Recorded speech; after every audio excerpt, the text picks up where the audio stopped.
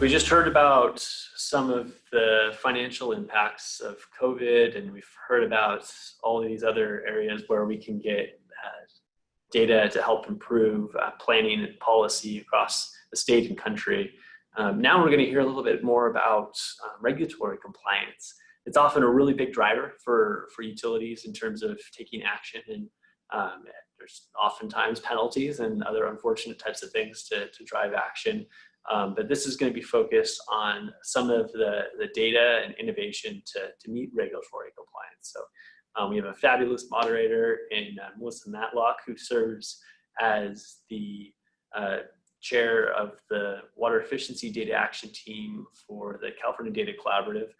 She's also a doctor. She just got her PhD last year or so. So really talented analyst at Western Municipal Water District in the Water Resources group over there. And so really excited to have her moderate this session and look at some of the exciting areas and how we can think about innovating with regards to regulatory compliance. So with that, I'm going to turn it over to Melissa. Thank you so much, Drew. Good afternoon, everyone. As Drew mentioned, I'm Melissa Matlock. I'm a Water Resources Analyst with Western Municipal Water District, and I'm moderating your panel today called Data-Driven Regulatory Compliance. And we're going to be focusing a little bit more on SB 606 and AB 1668. For those that don't know what it is, AB 1668 and SB 606 build on the Governor Brown's efforts to make water conservation a way of life in California. And it creates a new foundation for long-term improvements in water conservation and drought planning. SB 606 and AB 1668 establish guidelines for efficient water use and a framework for implementation and oversight of the new standards, which needs to be in place by 2022.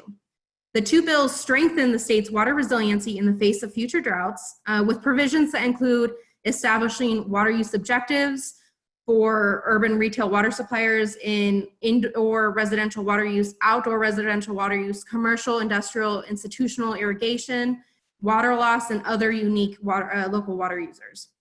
They also provide incentives for water suppliers to recycle water, identifying needs for drought risk assessment and drought planning, especially for small water suppliers and rural communities. And also, one of the big things that comes out of this legislation is that it requires both urban and agricultural water suppliers to set annual water budgets and help prepare for drought. So just a little background for you guys, and we have some wonderful panelists that are actually working on this issue of regulatory compliance in the water industry. And in today's panel, we're going to get a glimpse of how they use data and technology to try to meet the goals of legislation. But before we get started, I know you guys are very anxious to hear what they have to say. I did want to do some poll questions for you guys. This will just help our panelists understand the background of those participating on the call and help them tailor their presentations a little more. So if we could get the first poll question up. So this one is about, do you oversee your agency's compliance to SB 606 and AB 1668? So we'll just give you a little time to answer the questions for us, and then once we're ready, the moderators can release the answers.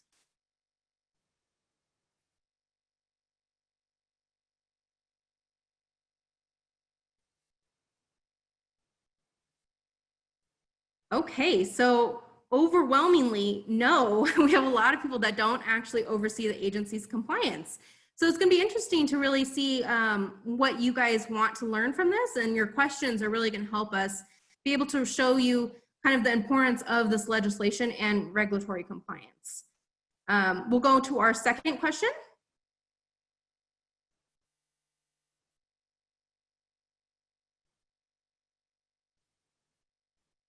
Okay, our second question is, how familiar are you with aerial imagery or budget-based rates? And again, we will show the answers once everyone's kind of done putting in their responses.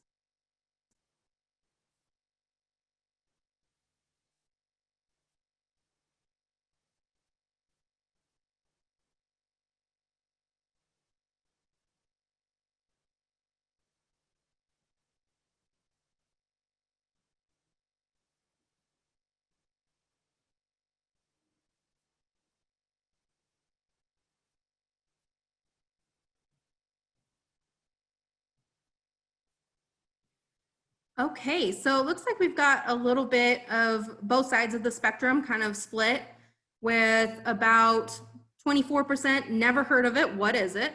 That's good. That's going to be addressed in our presentation. 30% of we know what it is, but we don't really use it.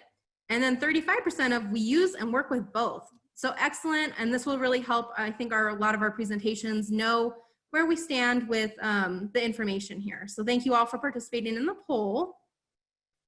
We have a diverse group, and I bet everyone's ready to get started and hear from our experts. So we're going to do a little bit of housekeeping first. We have a limited time. So to streamline this panel, we have set aside time for questions and discussion at the end of the panel. So try to save your questions for that time. However, if you have questions for specific panelists or want clarification on their presentation, you can ask that question as the panelist is presenting. Make sure you call out their name, and we'll try to answer it on the call or have the panelists answer it once they're done presenting. So let's just get started. Our first presenter is Jenna Shimmin. Jenna has worked in the water industry for the past 16 years, working with various municipalities and city water agencies in Southern California. She's currently working for Coachella Valley Water District as the conservation manager. She holds a master's in public administration and AWWA Water Use Efficiency Grade 2 certification and is QUEL certified. When not helping others use water wisely, you can also find her running virtual races. Jenna's presentation will cover the history of budget-based rates at Coachella Valley and lessons learned following her experience with the Department of Water Resources Landscape Area Measurement Work Group. So Jenna, whenever you're ready, let's get your slides up and you can take over. Great. Well, thank you, Melissa. I'm excited to be here. As was said, I'm Jenna Shimmin, Conservation Manager with the Coachella Valley Water District. Next slide, please.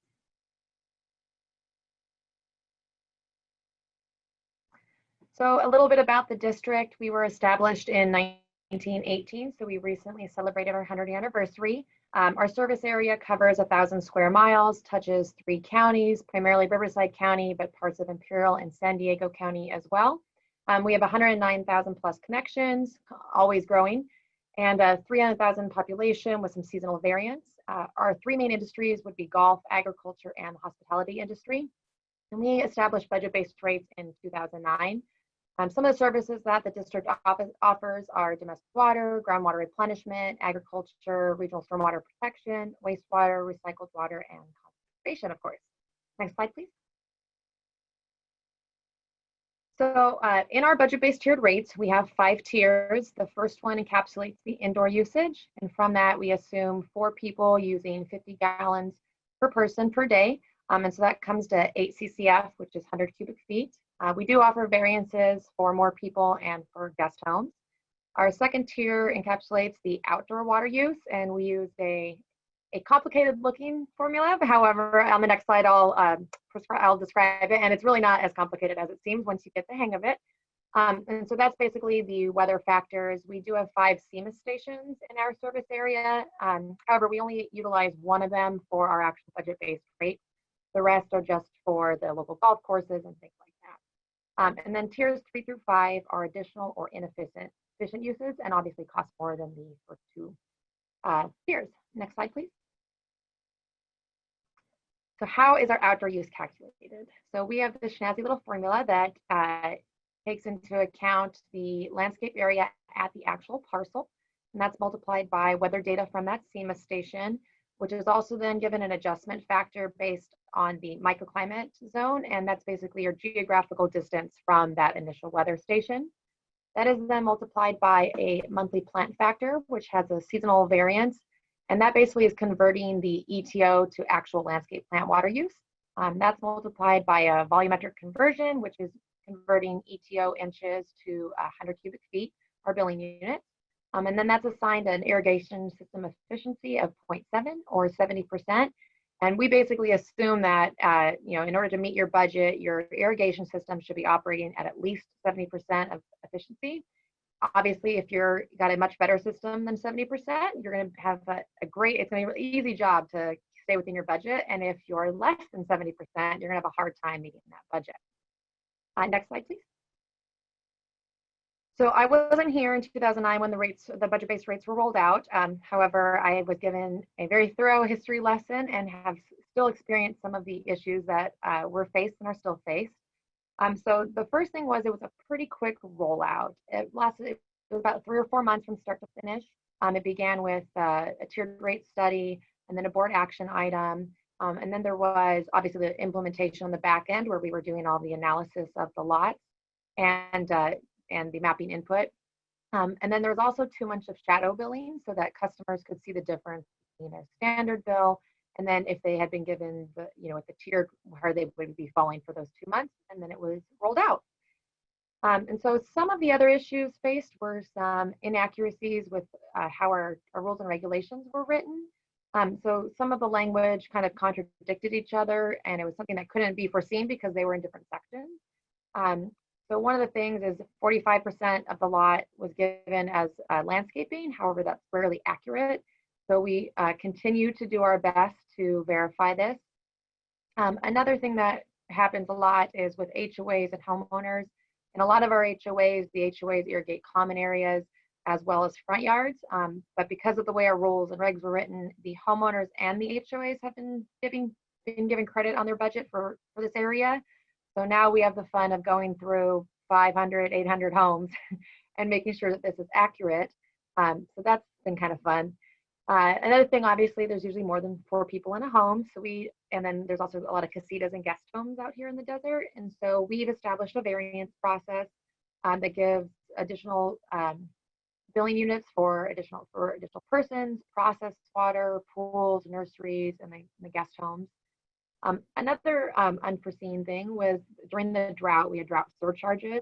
And so lots of people were calling in to ask for account reviews because they were obviously hitting these higher tiers. And so they wanted to make sure their budget was accurate.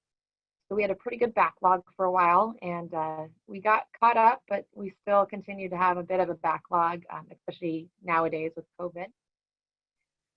Another thing that happens is meter use changes. So we have dedicated irrigation meters. And people will attach, like next to a swimming pool, they'll attach bathrooms that have connected to sewer. And so they don't notify us of this. And so we give them the option, you can either pay for the complete sewer usage based on your water consumption, or you can disconnect that and have a dedicated meter for the restrooms and irrigation.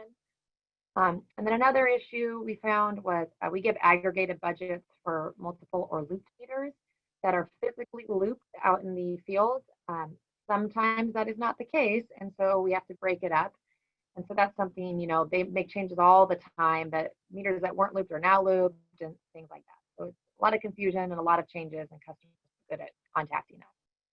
So the biggest solution to all of these is to give yourself more time and staffing in order to be able to address them for a better rollout, but also to be able just to address these issues in a more timely manner as they come up, because things are always going to change out in the field. Next slide, please. So speaking to our experience with DWR's Landscape Area Measurement Work Group, we're one of the agencies and it's me that does it, that's helping analyze the initial data that DWR has provided. And so DWR contracted with Formation Environmental, Quantum Spatial, and Eagle Aerial in order to do an analysis of, I forget how many agencies it is now. I believe it's 5, or the agencies are listed here. So we were analyzing the how accurate the aerial imagery analysis was. And there is 3 classifications given to a parcel. And so it can have landscape that is irrigated currently, or irrigable, not irrigated, meaning it could potentially be irrigated area, or it's not irrigable, which is things such as like hardscaping. I know trampolines were given special consideration. Non-irrigable is also what is natural fauna. And so we were one of the member agencies that was helping analyze how accurate that analysis was. Next slide, please. And so from our perspective, we started this in February and we've continued it up until yesterday. We had a quarterly meeting, actually.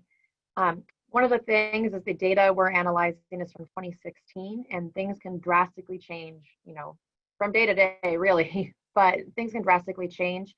So having regular intervals of flyover data or aerial data is really beneficial. We at the district here, we do it annually. And so that really helps us when development happens, changes occur, especially on larger lots. things like that. So having more real-time data would be beneficial.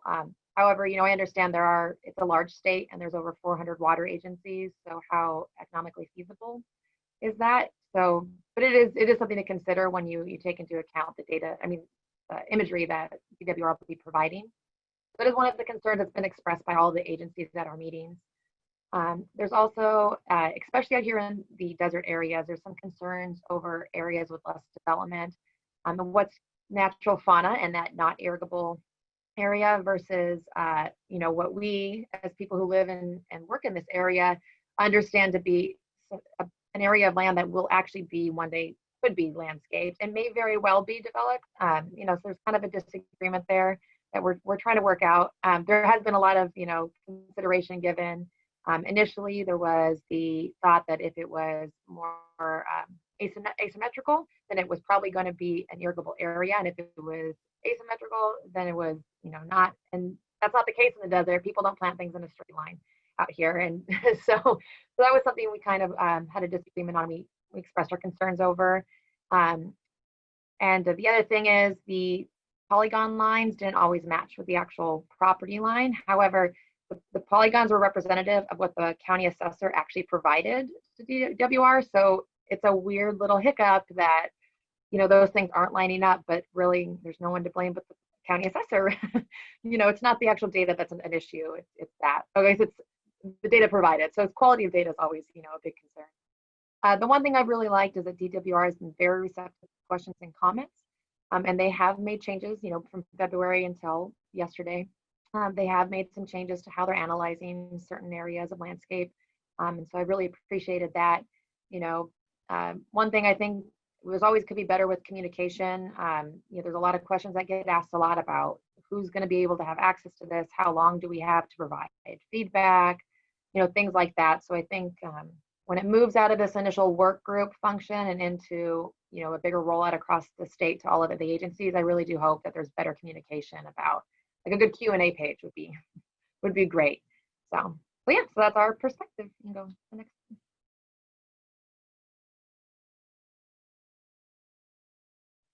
Well, thank you so much, Jenna. It's really nice to hear from an agency that's going through this perspective. I did have a quick question. So you fly aerial imagery about once a year, and for those that don't know Coachella Valley service area, you guys are huge. Do you have like a cost that you kind of have to fly it? That's a great question. I do not, but I think I forget what if we were a 5 or 7 year contract that is ending, I think this year. We actually are doing where I think it's a 5-year contract. So the first 3 years was like 100% of our developed service area. So you have a lot of there's some mountainous areas and all of that. That's not included. So they the first, I think 3 years, they flew over 100% of our developed area. And then it scales down as the contract goes on, which has actually proved to be a problem because some of these areas that they anticipated 6 years ago when they negotiated the contract, but they anticipated to not see much change, has actually seen a lot of change. And so I'm going to be working with IT on our next contract. So talk to me in a couple months and I'll have an answer for cost on that. Excellent.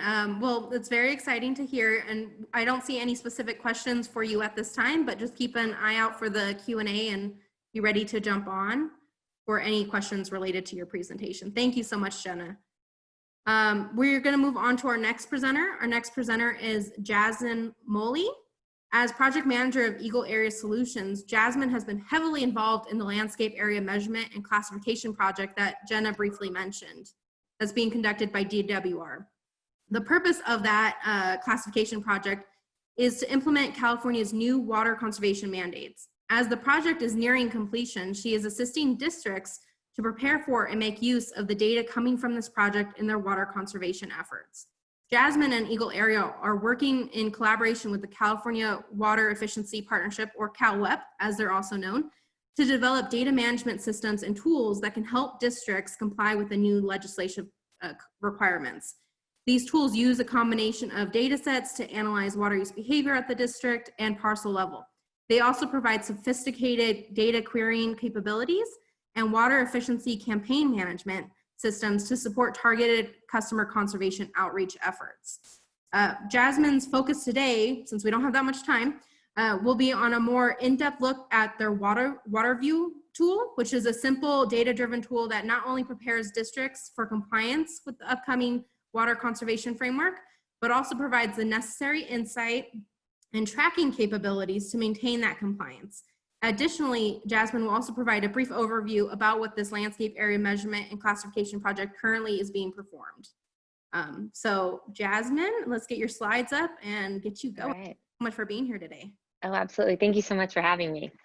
So I think just starting once the slides pop up, or as they are coming up, if we could even just jump right into my first poll question, just to kind of get a sense of where everybody is at right here, and how ready do you feel for the implementation of the new regulations. I've been working, I'm a project manager for Eagle Aerial Solutions, working together with our partner company, Quantum Spatial, and DWR on the landscape component of what DWR, the requirements DWR has in creating the new water allocations for all of the 403 districts. So I think is what we're at right now.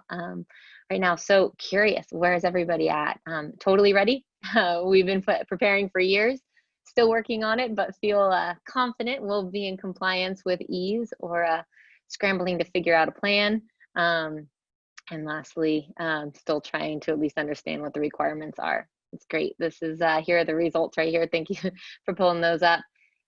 Looks like the majority, there's quite a few who have been totally ready and preparing for years. There's a lot of progressive districts in the state. It's been fantastic to work with everybody. And there's a lot of districts that are just still trying to figure out what's coming down the pipe.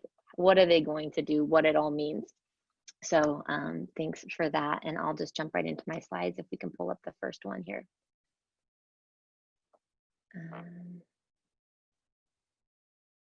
I don't see it yet, unless Melissa, I'm missing it somewhere.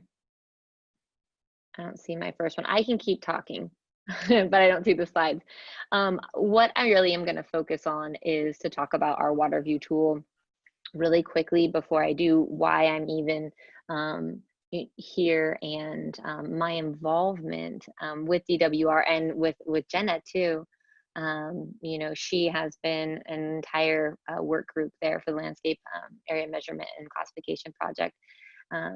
Have been such a help in, oh, here we go, in reviewing our validation process and everything we're doing in order to provide DWR with, if you go back one screen, that would be perfect, onto slide 139.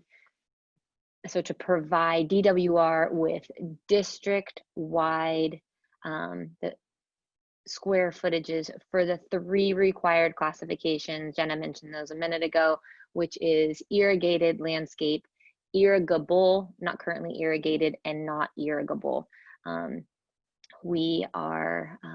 process allows us to create district-wide measurements and parcel level estimates for those 3 classifications. We've had our work cut out for us for a while now, being that there's over 12 million single family and multifamily residential parcels in the state.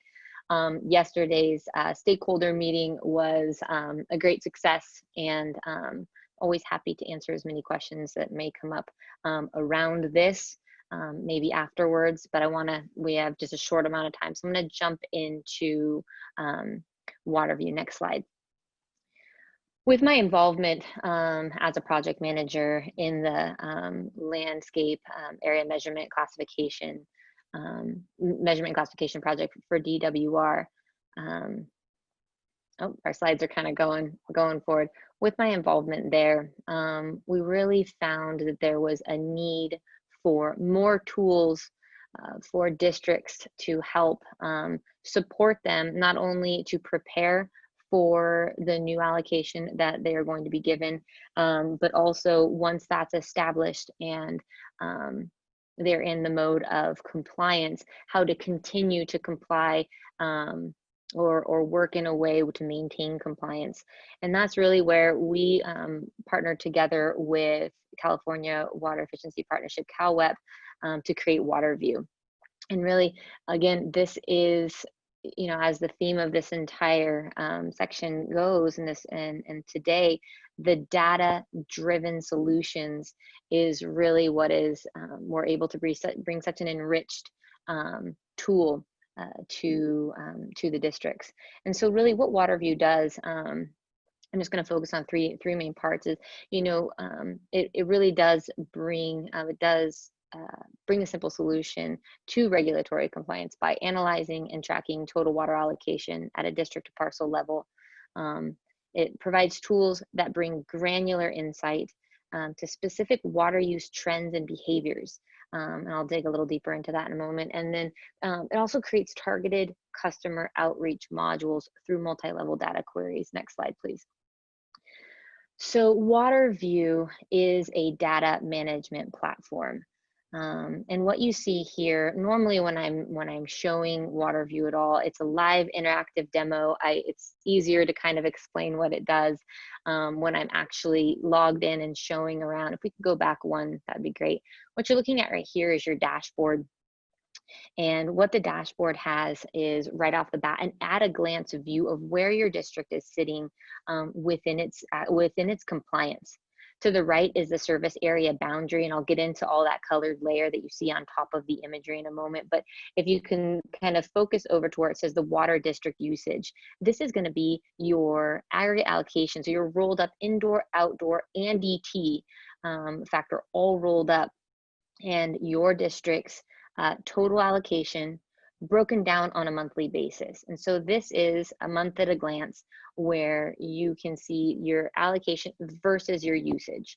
So taking the allocation given by DWR and then the usage reported by the district using WaterView, we're able to, on any given month, they're able to look on here and see what % of their allocation they're actually using. There's a drop down, menu there at the top, that you can jump from month to month to kind of look back in time, and the dashboard recalculates on the fly, or simply look here at kind of a historical reference to see where the water use trends really have been for the district. I've been a part of the designing and a project manager of WaterView from the ground up, and one of the main things we really wanted to be able to do was have these different tiers, these different levels of insight. Districts are going to have to report to DWR and comply on at a district level, but to be able to maintain compliance at a district level, you need to know what's really going on in the ground. And so being able to start kind of breaking it down into neighborhood water use behaviors and all the way down to a parcel level, what's going on different at different parcels. Here we're only dealing with residential parcels and the screenshot that you're seeing right here. And what is one of, I think, the most powerful tools on the dashboard is right in the middle where you see residential service area customers. So what we've done is we've taken the same formula that is used.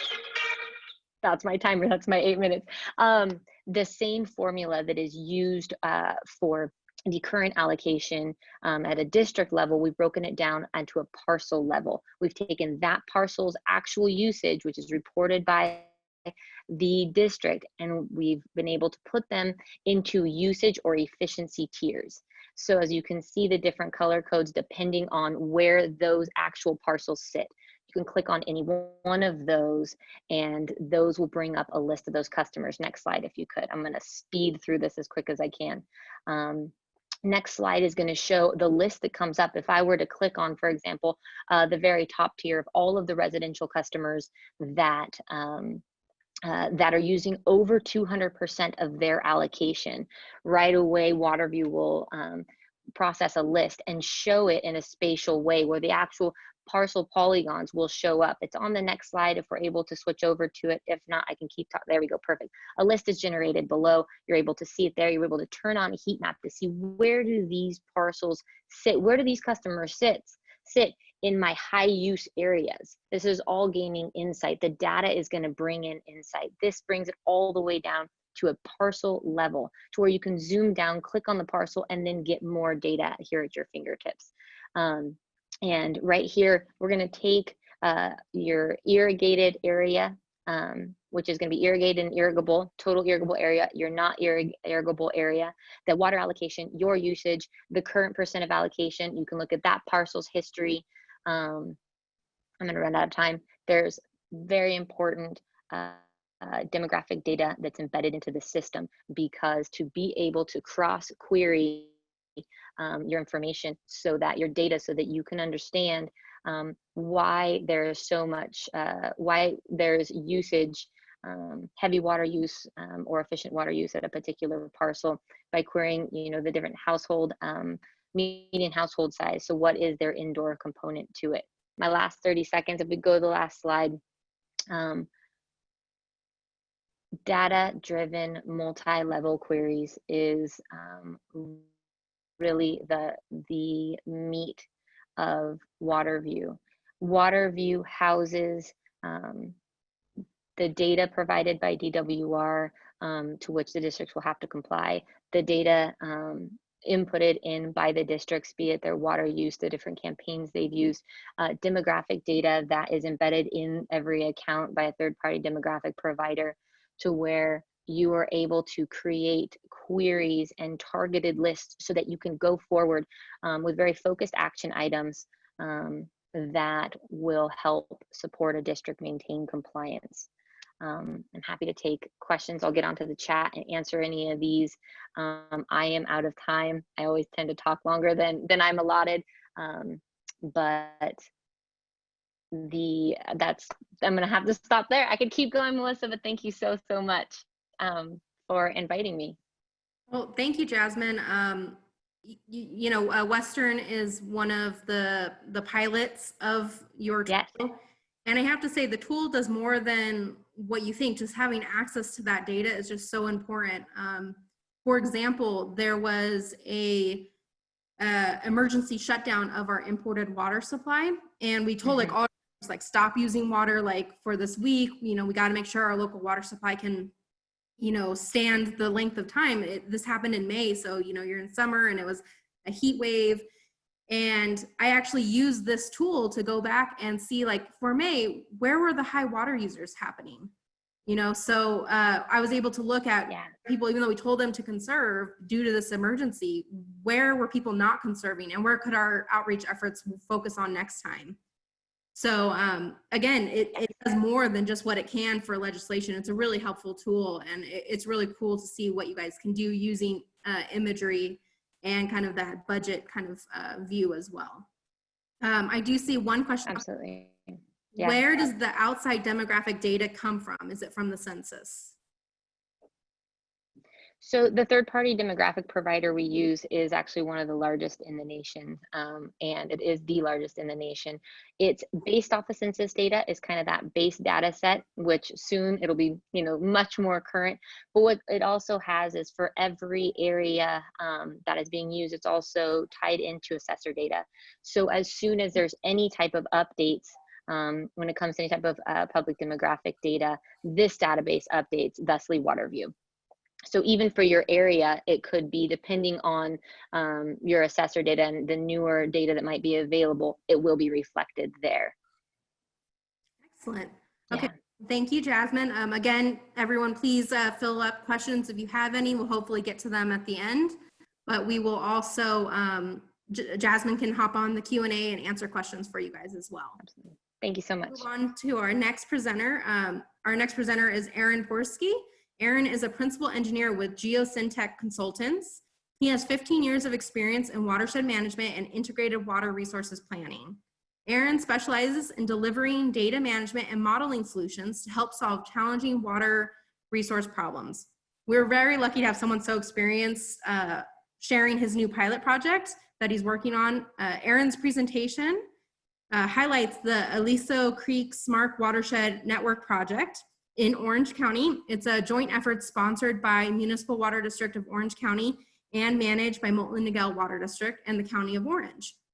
The project is piloting innovative methods for data acquisition, analysis, and visualization to help support more streamlined decisions about water use efficiency and runoff capture projects.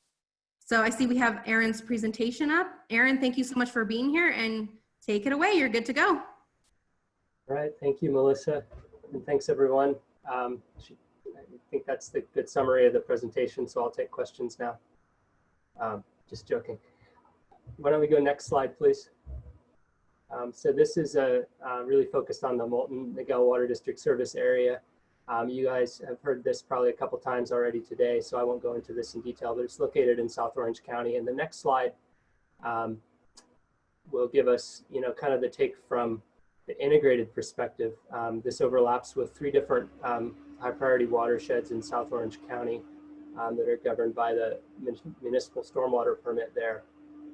And so a lot of what I'm going to talk about is this nexus where the water efficiency mandates of SB 606 and AB 1668 combine and collide. And I wouldn't say collide at all. It combine and synergize with some of the drivers in the municipal stormwater permits. So next slide, please. And so one of the key areas of focus is on the urban drool problem. And there's quite a bit. The county has been monitoring it for quite a few years and understands it to be a key issue in streams. Increasingly, and for quite a long time, the water district has also been paying attention to this and taking steps to address it. So next slide.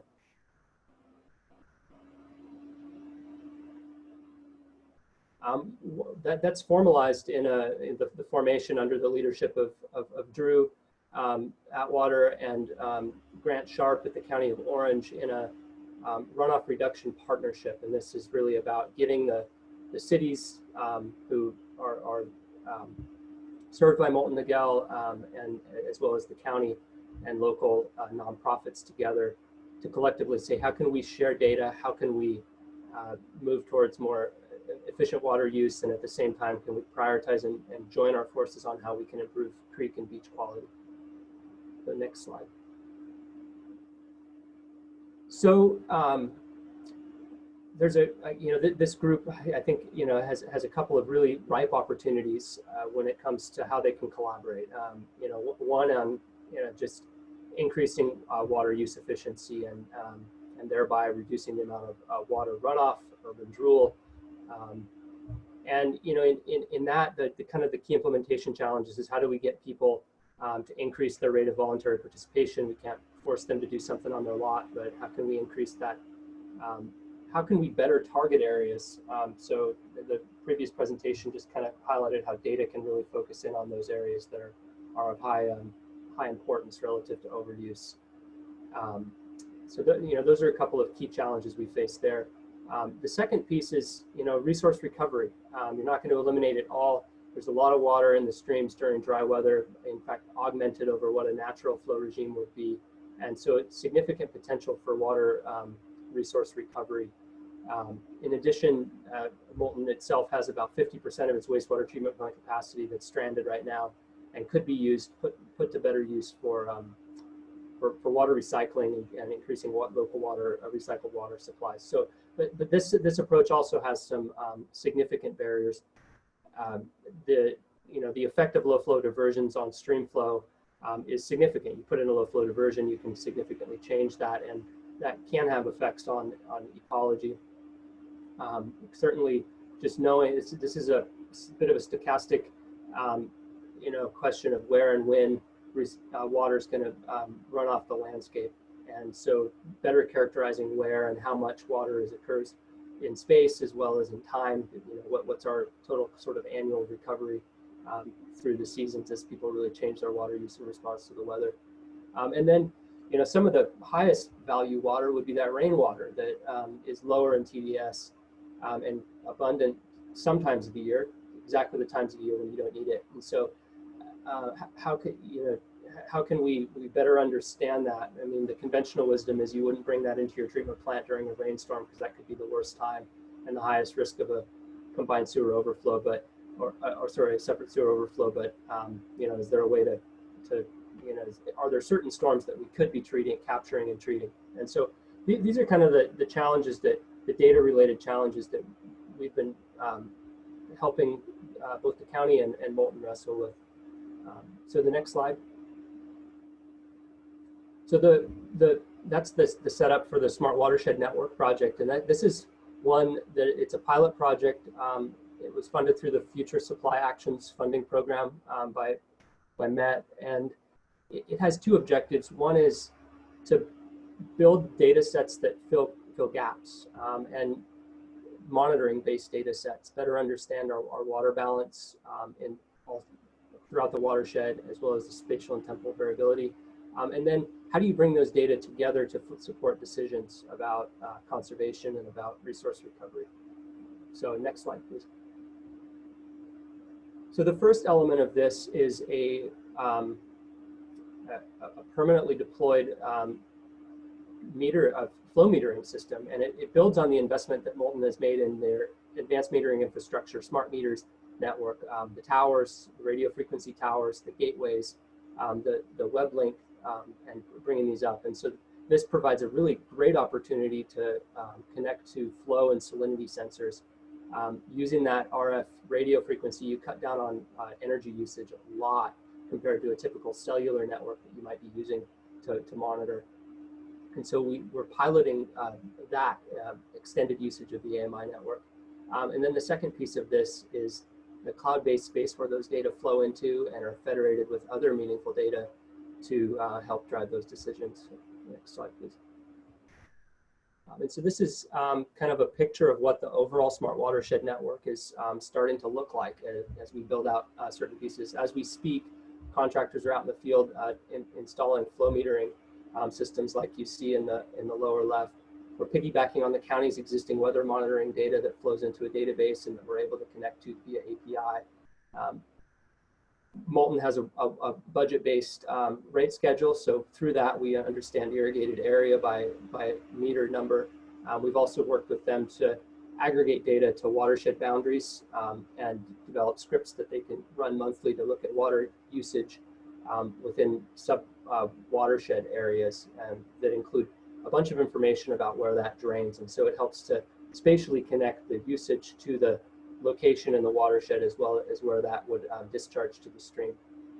And so all that comes together into a cloud space where we can query that database. We can run all sorts of different things. You know, that anybody's imagination is what we can do with cloud computing power to fill gaps, analyze time series plots, look for principal component analysis that might be driving the flow, and also just hone in on those areas that might be where the water usage, overusage really lines up with the with urban drool, and so creates that multiple benefit action. So, and lastly, one of the key pieces here is to be able to support the district in dropping a pin at locations that could be potential for resource recovery, entering some information about how much they might be able to divert at this location, and getting a quantification of what that means in terms of how much water they could recover and what the sort of average quality of that water might be relative to dissolved solids. So next slide.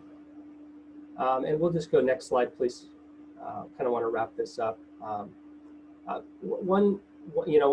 We obviously, this is a chart of flow at an outfall down to the 15-minute time step, as well as water usage at advanced metering infrastructure, smart meters down to the 15-minute time step. And so clearly what we're seeing, both in terms of periodicity and trend, is that these things are very related, and that there's a lot to be gained as we start to leverage really high resolution systems that integrate these two data sets spatially.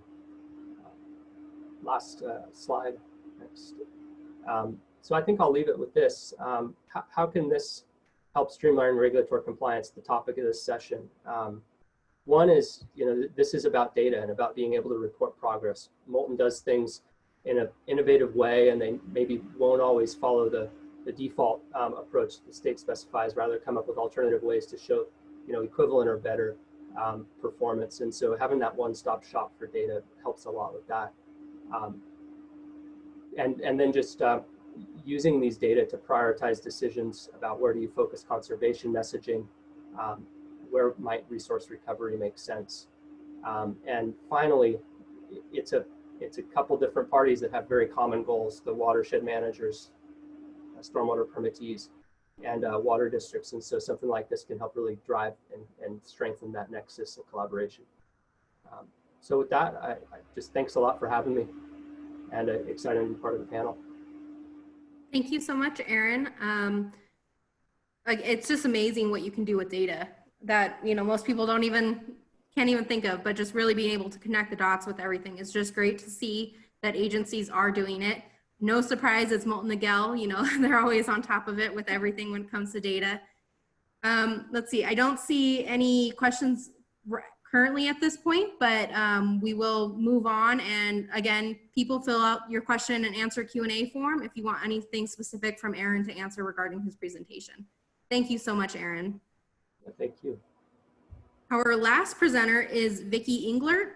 Vicki has founded the Compiler LA, a civic tech agency dedicated to building a better Los Angeles. Through Compiler LA, her work has included serving as an ambassador for the state's open data program, as well as developing web applications for clients such as the City of Los Angeles, State of California Health and Human Services, and the California Community Foundation. At night, she's also a co-founder of Policy Club, a small group of volunteers publishing data analysis and advocating for smarter California state policy. She's previously served as a member of Code for America's National Advisory Council and is an advisor to government tech startup City Grows. Vicki's presentation is going to focus on rules for writing data policy, legislation and formal policy requiring collection, governance, publication, and sharing of data is becoming increasingly common. Vicki's going to discuss recent data legislation at the local, state, and federal level in water, housing, workforce, and focus on what we've learned from this implementation as a set of rules or best practices to guide more efficient policymaking in the future. So Vicki, I see your presentation's loaded. Thank you so much for being here, and take it away. It's all good for you. Thanks, Melissa. So I'm going to take it a step back from the rest of the panelists who've really gone in depth on some of the projects that they're managing, these new data software systems, and look at the laws that are driving the implementation of these new systems. And I feel, you know, as you might have guessed from Melissa's intro, I have no experience in water. I've been working in a lot of other areas, and I really liked how Mark Tomlin said this yesterday, where it's, you know, it's not big data, it's small data with big problems. And so that's really what I've specialized in is these, you know, problems in these integration software systems that have to do with data, where historically a lot of software engineers were treating, you know, and perhaps you still run into them these days, who treat data as sort of a byproduct of the software, you know, ephemeral, it can be recreated, no need for version control, when in a lot of government, you know, it's actually the software and the technology that's ephemeral. That data is really the product that's important and essential. I've built a lot of software in the last 10 years, almost exclusively for government clients. And with a few others, you know, we co-founded Policy Club because we started to notice some patterns as we went. You know, we had these terrible specs. You've all seen them in RFP documents, and they're just awful. And you're like, oh my goodness, this is going to cost so much money to build, but I don't think it's really fitting the business need. And you try to chase it because you're trying to save a lot of money for the government. You know, this is taxpayer dollars, or you know, you're going to have to cut corners somewhere else because of this requirement. And you follow it, and we kept finding this pattern where these terrible requirements were accidentally introduced in the text of a law somewhere, where, you know, the person writing those laws weren't the boots on the ground, or really just had no understanding of implementation readiness law. So I'm going to do the quickest intro to what policy is ever. So next slide. You know, I'm going to focus a lot on the state of California here. So where do policy ideas come from? And these are reactionary. They're rarely strategic. They're based on the personal experiences of legislators or their staff. You know, this is really common. I think, you know, there was crisis in water, lots of water bills. Crisis in housing, lots of housing bills. So next slide. This is a chart you probably remember from high school. If you haven't interacted with, you know, policy or a legislator or run for office since high school, you probably haven't seen it since. It's very complex, lots of people involved in the writing of text. Surprisingly, a surprising number of them are 22 and have had no experience on the subject matter that's being talked about. But what's really missing here, you know, right now in the way we work, is those boots on the ground, those people who are, you know, executing on the programs that come out of these laws, the regulations that come out of these laws, whether they're, you know, auditing or building the software to manage the auditing or using the field units to put data in. They're not at the table when these laws are written. And so that's, I think, a big disconnect we have right now in creating some of these very, very expensive requirements that are not helpful in the text of the law. So let's jump to the next slide.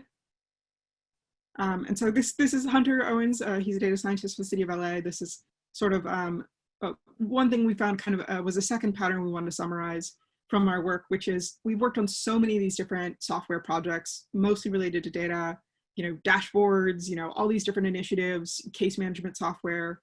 And, you know, the failure of those systems was often came back to, you know, staff changes, built something really cool, but the next legislator or the next staffer, you know, really wasn't interested. You know, the mayor didn't care. It wasn't one of the mayor's initiatives. You know, the budget change, there wasn't enough budget to take it forward, or for some reason the excitement died out.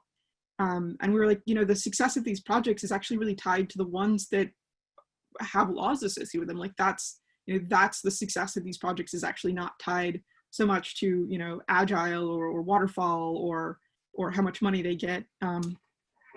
It's really the law. So with 3 minutes left, let's jump ahead a little bit. So there's a lot of examples you guys have seen already. There's tons of problems and jurisdictional issues that are really common in California, you know, really common in water especially. And so one of those things that water is starting to do well that, you know, everybody else is still catching up to is starting to focus on data standards. So it's a constant theme you've seen in the last 48 hours is, oh, we built this system and we had to come up with a standard because we were bringing data in, the same kind of data in from multiple sources, you know, and that's a problem we're not often funding for, and that funding is not coming from the law. So that sort of the lesson here that we want to share is that, you know, standards are essential for this work, and we really need to start calling them out in policy documents, and in particular, you know, making this explicit, you know, these requirements like 1755 did, and giving them an owner, and then funding them and staffing them, because often, you know,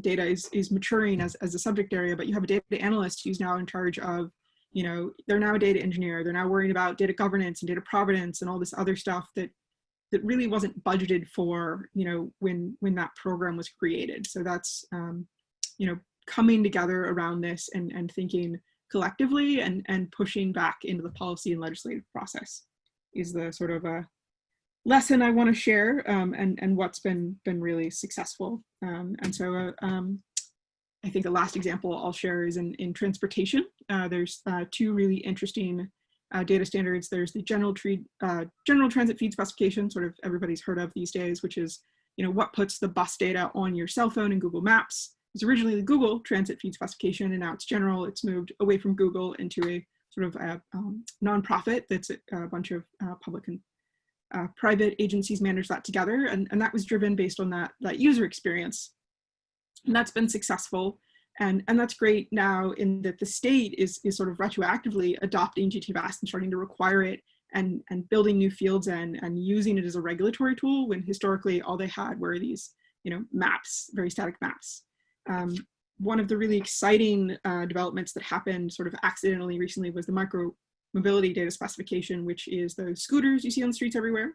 And what happened there, which was crazy, was that somebody developed the standard before the scooters existed on accident, because they were going to do dockless bikes. And so they came up with a data standard, you know, similar to GTVAST, where they were going to use for these dockless bikes. And then all of a sudden the scooters showed up and they were like, what are we going to do? Like, they're just throwing these things all over the public right away. And so the law actually referenced the data standard and required it in the permits, and that entire system, it drives auditing and regulation. So there's rules the city sets for saying, you know, each operator may not have more than 1,000 active units in the city at any given one point.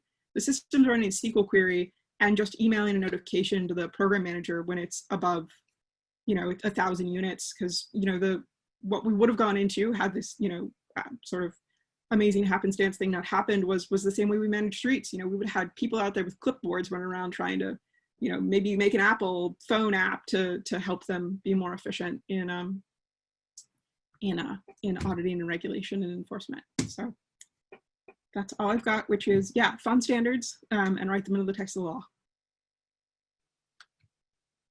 Well, thank you so much, Vicki. Really appreciate that unique perspective that really, I think, rounds out a lot of what we're talking about. You know, the state is coming up, the legislators are coming up with these policies, you know, hey, this is the new compliance you need to do. And then a lot of agencies either, you know, don't have the technology needed. You know, there's work groups to really discuss how we really implement this and new technology that's really allowing us to use data in a way that we can really meet those requirements. So it's really great how a lot of things come together, especially when you include collaboration and the stakeholders involved. So thank you so much, Vicki. It looks like that we're probably out of time.